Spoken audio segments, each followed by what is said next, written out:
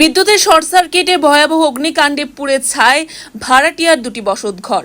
ক্ষতির পরিমাণ 25 লক্ষাধিক টাকা বলে অনুমান করা হচ্ছে। বিশ্রামগঞ্জ থানাধীন পাথালিয়া ঘাট ডন বক্স স্কুলের পার্শ্ববর্তী এলাকায় এক বাড়িতে বিদ্যুতের শর্ট সার্কিটে ভয়াবহ অগ্নিকাণ্ডে পুড়ে ছাই ভাড়াটিয়া দুটি বসতঘর। ঘটনা সোমবার সকালে। খবর পেয়ে বিশ্রামগঞ্জ অগ্নি নির্বাপক দপ্তরের কর্মীরা ছুটে আসেন। বাড়িতে ঢোকার রাস্তা সরু হওয়ায় অনেকক্ষণ প্রচেষ্টার পর লম্বা পাইপের সংযোগ ঘটিয়ে আগুন নিয়ন্ত্রণে আনেন। এই সময়ের মধ্যে বাড়ির দুটি ঘর একেবারেই পুড়ে ছাই হয়ে যায়। প্রাথমিকভাবে ধারণা করা যাচ্ছে বিদ্যুৎ পরিবাহী লাইনের শর্ট সার্কিট থেকে আগুনের উৎপত্তি। সংবাদে আরও জানা যায়, বাড়ির মালিক বাড়িতে থাকেন না, দুই ভাড়াটিয়াই আছেন বাড়িতে। তাদের উপস্থিতিতেই অগ্নিসংযোগ ঘটে।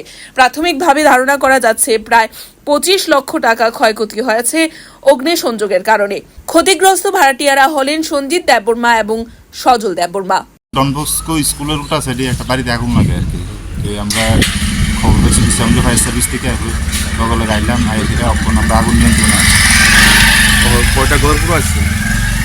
ঘর তো প্রায় 1-2টা পুরো গেছে, এখন মোটামুটি সব কন্ট্রোল আছে।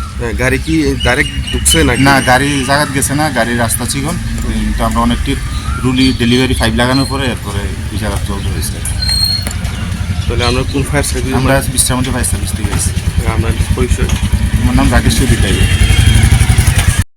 Report Tripura news 8।